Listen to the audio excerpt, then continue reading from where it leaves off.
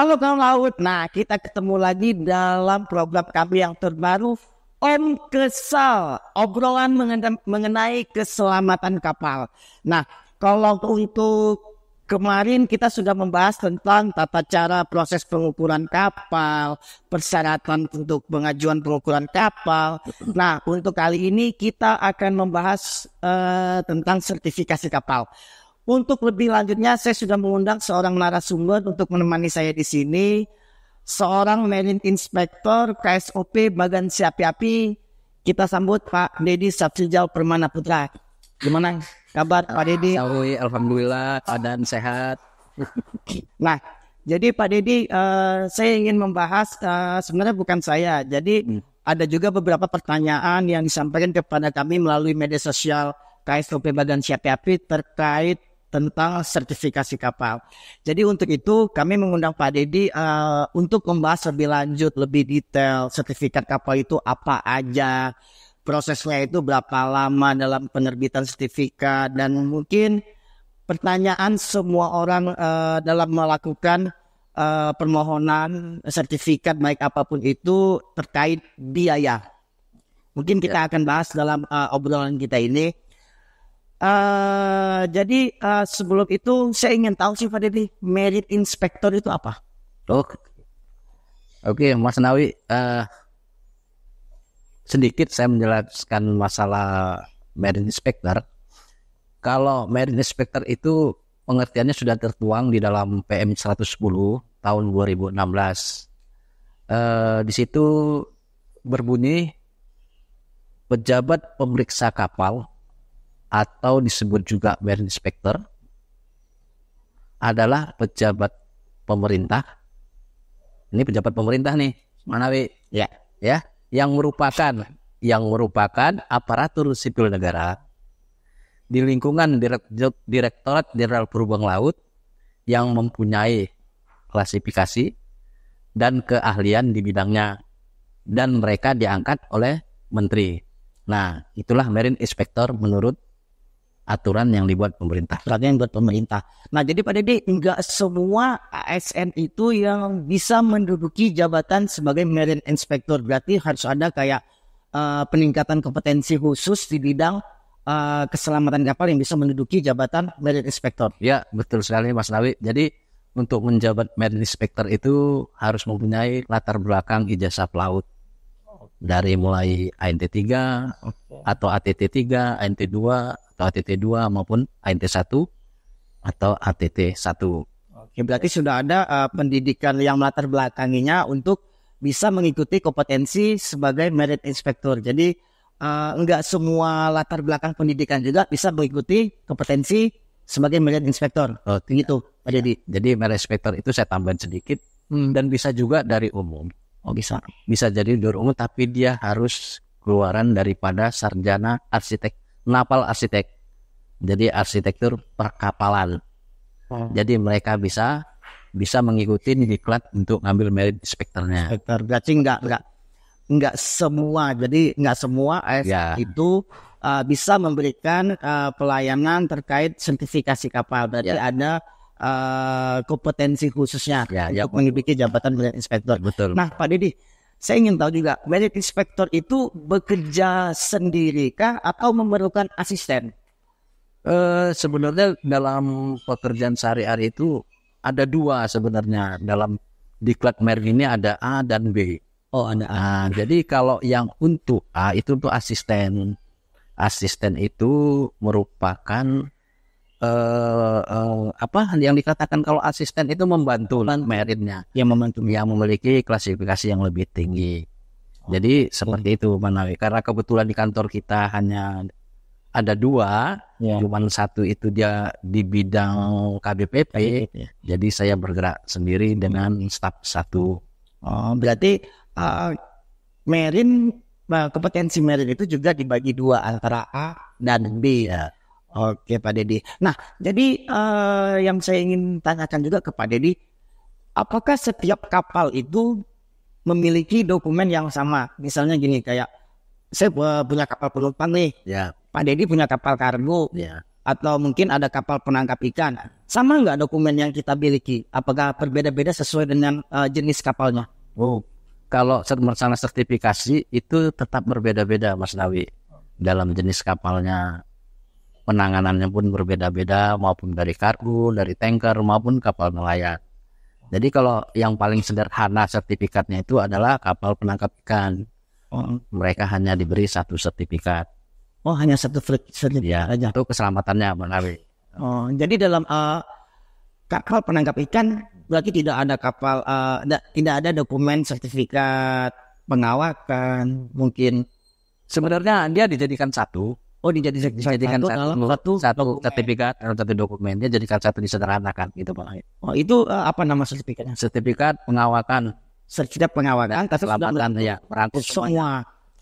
Oh, itu apakah semua kapal penangkap ikan mulai dari, kan ada tuh apakah dibatasin dari GT1 ke GT7, GT7 ke GT berapa gitu, ada apakah ada tingkat-tingkatannya lagi, atau setiap kapal penangkap ikan harus memiliki cukup satu sertifikat? Kalau pengawakan ikan setahu saya cuma satu sekali ya. Terus Pak Dedi, kalau kapal mungkin lebih kompleks lagi kelengkapan sertifikatnya, kayak kapal kapal penumpang, kapal kargo, pasti lebih kompleks lagi kelengkapan sertifikatnya. Kira-kira Pak Dedi, apakah sertifikat itu begitu terbit memiliki masa berlaku, harus diperpanjang? Apakah dia menunggu ada perubahan konstruksi atau perubahan sesuatu yang di atas kapal baru dilakukan perubahan? Kalau untuk kapal berbahan jenis kayu, Om Nawi, itu masa berlaku sertifikatnya itu 1 tahun. 1 tahun. Kalau untuk kapal yang berbahan baku dari baja, itu biasanya juga 2 tahun sekali.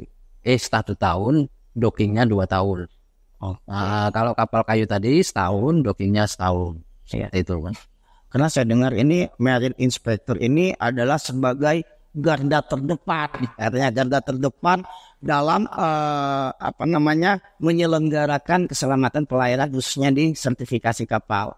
Jadi memang Marine Inspector itu ya memang sangat berperan penting.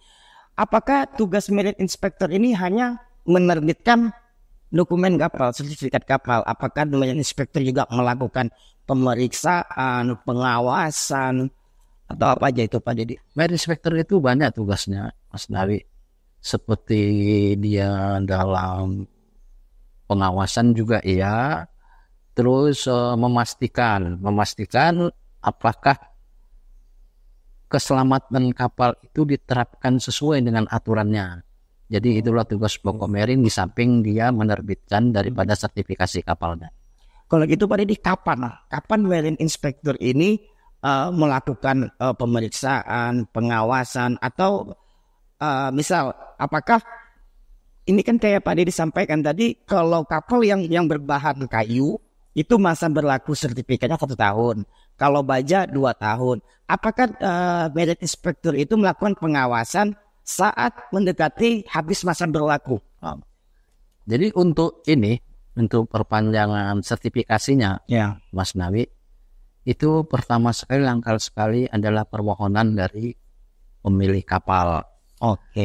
Melalui dengan aplikasi SIM kapalnya. Jadi, berarti sekarang sudah berbasis online. Oh iya, udah online sekarang, Mas Nawi, kita di KSUP Kelas Magan CPF ini. Semua sudah berbasis online. Kalau boleh tahu Pak Dedi, apa tuh nama aplikasinya supaya kawan laut bisa melakukan akses ke aplikasi tersebut? Jadi para pemilik kapal dia sudah bisa langsung mengakses kepada aplikasi SIM kapal, Sistem Layanan Informasi Perkapalan dan Kepelautan.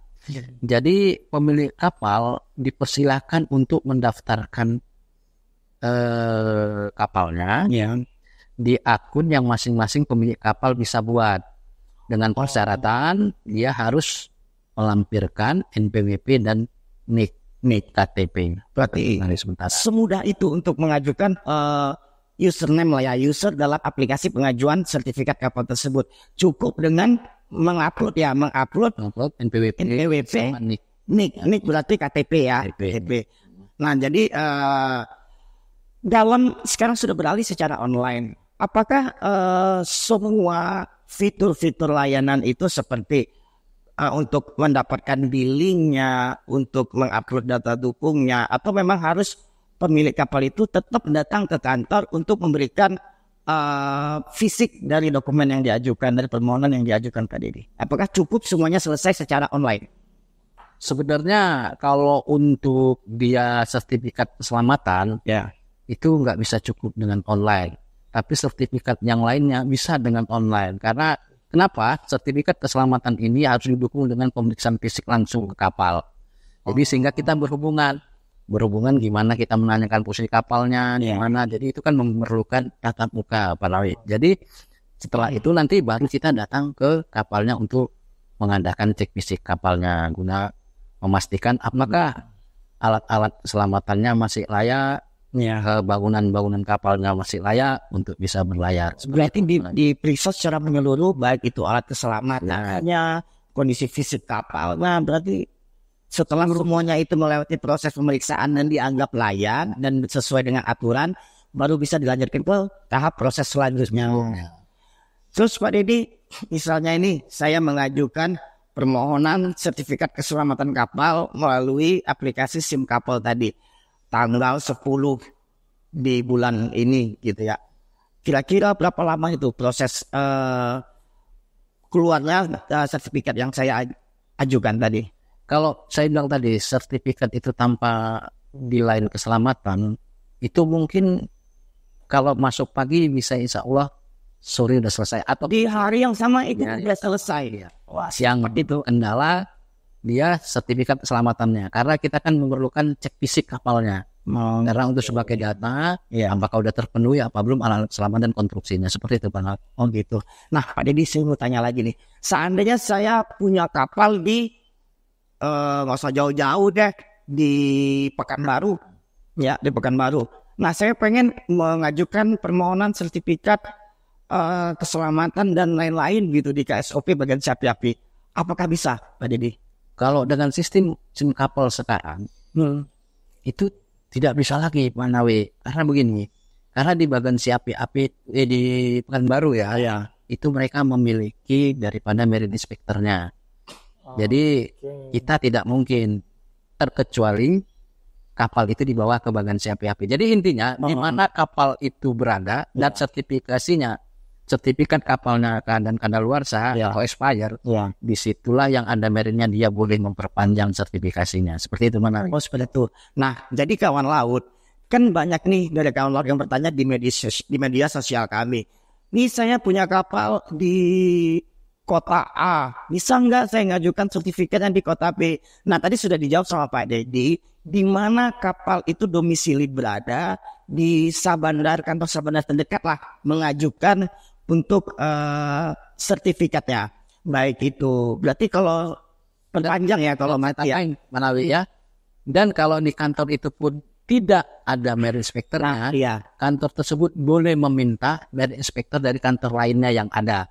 Tapi tetap pemeriksaannya di tempat di mana kapal itu berada. Oh berarti marine inspektor dari UPT lain datang ke kapal di mana KSOP itu berada. Ya, seperti itu Pak. Jadi nggak bisa lagi kalau dulu ada isu bahwa sertifikat itu terbang. Ya kan, terbang kapal di mana, sertifikat yang mana keluarkan. Dengan sistem sekarang itu tidak bisa lagi. Itu tidak bisa lagi ya. Nah, jadi Pak Didi ini saya mau tanya lagi nih. Kan banyak tuh mungkin permasalahan di berita-berita pemalsuan dokumen, terdapat beberapa kasus yang memang dianggap dokumen itu palsu. Jadi Pak Didi saya mau tanya, ada nggak tips, trik atau cara mengetahui kapal itu asli atau palsu? Apakah dari kita megang fisiknya aja, karena Pak Didi mungkin sudah ahli di bidangnya, dengan melihat fisiknya aja udah tahu oh ini tidak asli. Tapi ada nggak melalui aplikasi atau bagaimana cara mengetahuinya Pak Didi? Setahu saya, sejauh saya tahu, ini dengan sistem SIM kapal sekarang, untuk pemalsuan itu saya kira cukup jauh lah ya. Karena sekarang itu sertifikat sudah dibukui dengan barcode, yang orang semuanya bisa akses di mana saja, dengan satu barcode itu mereka akan tahu dan terdata semua di pusat data. Oh, berarti sangat kecil kemungkinan oknum bisa melakukan pemalsuan sertifikat kapal. Nah, jadi memang banyak juga sisi positifnya ya Pak Deddy, yang perubahan dari yang selama ini pengajuan secara manual dan langsung beralih ke online. Apalagi sekarang Pak Deddy bilang sertifikat itu sudah dibubuhi oleh barcode. Jadi memang masing-masing itu sudah tidak bisa lagi dipalsukan. Nah, jadi Pak Deddy, selama Pak Deddy menjabat sebagai merit inspector khususnya di KSOP Bagan Siapi Api, ada nggak kendala yang Pak Deddy alamin? Apakah contoh seperti selalu ini mengajukan permohonan sertifikat kapalnya itu selalu berkas tidak lengkap, atau apa kira-kira kendala baik itu mungkin saat pemeriksaan kapal kurang kooperatif, apa sih kira-kira Pak Deddy kendalanya? Sebenarnya nggak banyak Pak Nawi kalau kita kapal di Bagan Siapi Api ini ya. Paling kendalanya itu ketika dia mengajukan permohonan, ya kapalnya tidak ada di tempat, masih dipakai untuk menangkap ikan. Seperti itu. Yang kedua, kebanyakan pemilik kapal itu masih menggunakan jasa orang lain untuk mengurus, bukan dia langsung. Oh, berarti dengan kata lain memberikan kuasa. Jadi sehingga kita harus meminta menambahkan lagi persyaratan dengan surat kuasa yang di materai 10.000 seperti itu Pak Nawi. Jadi kalau saya pahami dari apa yang Pak Deddy sampaikan, tidak banyak kendala, ya berarti saya anggap beralihnya dengan online ini melalui aplikasi SIM Couple itu malah lebih mempermudah. Ya, sebenarnya mempermudah Pak. Karena kalau dianggap lebih sulit dari yang proses sebelumnya, pasti banyak kendala yang tadi dihadapi. Ya, biaya juga kan semakin ringan dengan aplikasi karena mereka tidak akan fotokopi lagi. Semuanya sekarang udah teknologi gampang, capture, foto-foto, kirim, upload. Lebih dan biaya billingnya juga lebih transparan, biaya yang harus dibayarkan dalam proses pengurusan itu. Ya, langsung otomatis terbit Pak Nawi begitu dia mau keluar sertifikat. Nah, kawan laut, dari apa yang disampaikan dari Pak Deddy barusan sebagai merit inspector dalam proses pengurusan sertifikat ataupun dokumen-dokumen kapal, ternyata dengan beralih ke sistem aplikasi SIM Couple itu memang sangat mempermudah. Jadi kawan laut itu tanpa harus datang ke kantor UPT, cukup secara online men-scan atau mungkin memfoto dokumennya, tinggal upload, proses verifikasi berkas, ya proses di pengajuan diproses. Nah, untuk aplikasi pengajuan itu Pak Deddy lebih lengkapnya itu apa kira-kira? SIM Couple tetap langsung aja Pak Nawi, gampang kok sekarang, buka Google, langsung Google klik SIM Couple langsung muncul di beranda aplikasinya. Nah, tapi jangan lupa kawan laut harus memiliki atau mengajukan username terlebih dahulu, baru bisa menikmati apa layanan yang ada di aplikasi tersebut. Nah, saya rasa kalau untuk biaya tadi yang mungkin semua kawan laut pertanyakan, itu sudah otomatis keluar dari setiap proses pengurusan yang diadakan Pak Deddy. Biayanya berapa sudah otomatis. Tapi tetap kami bakal mengundang benar penerima katanya di KSOP Bagan Siapi Api yang selalu yang headnya ahli, menghitung, menentukan berapa biaya setiap pengurusan pelayanan di KSOP Bagan Siapi Api. Mungkin saya tidak banyak yang saya pertanyakan ke Pak Deddy. Ini mungkin sifatnya sederhana saja, secara umum aja yang saya pertanyakan. Mungkin nanti jika ada pertanyaan yang lebih mendetail, mungkin saya akan mengundang Pak Deddy kembali dalam program kita Om Kesal, obrolan mengenai keselamatan kapal. Oke, siap. Terakhir nih Pak Deddy, ya, ada nggak kira-kira quotes yang mau disampaikan, mungkin memotivasi atau yang lebih gimana gitu Pak Deddy? Udah nggak kira-kira quotes yang mau disampaikan? Ya, quotes untuk tentang keselamatan kapal ini atau khususnya marine, saya mengimbau kepada pemilik kapal, dengan sistem aplikasi yang sekarang sudah gampang, diharapkan harus datang sendiri dan mengupload sendiri untuk memperoleh sertifikasi. Jangan sekali-sekali memakai jasa orang lain, karena jasa orang lain akan menambah biaya Anda semakin besar. Itu aja Pak Nawi. Nah, jadi saya perjelas lagi ya. Jadi kawan laut atau sebagai pemilik kapal, luangkan waktu untuk melakukan pengurusan dokumen atau sertifikat kapal itu sendiri agar tidak terjadi biaya lebih dalam proses pengurusan. Jangan nanti saat ditagih, oh ini jangan-jangan jadi stigma kepada petugas. Nah, jadi semuanya secara transparansi dalam aplikasi SIM Kapel. Jadi Pak Dedi hanya itu aja. Saya banyak terima kasih sudah meluangkan waktunya. Semoga ini menjadi inspirasi bagi kawan-kawan laut dan menambah pemahaman baru. Yang tadinya berpikir gimana, sekarang mungkin sudah terjawab. Jadi Pak Dedi, makasih banyak sekali lagi atas waktunya.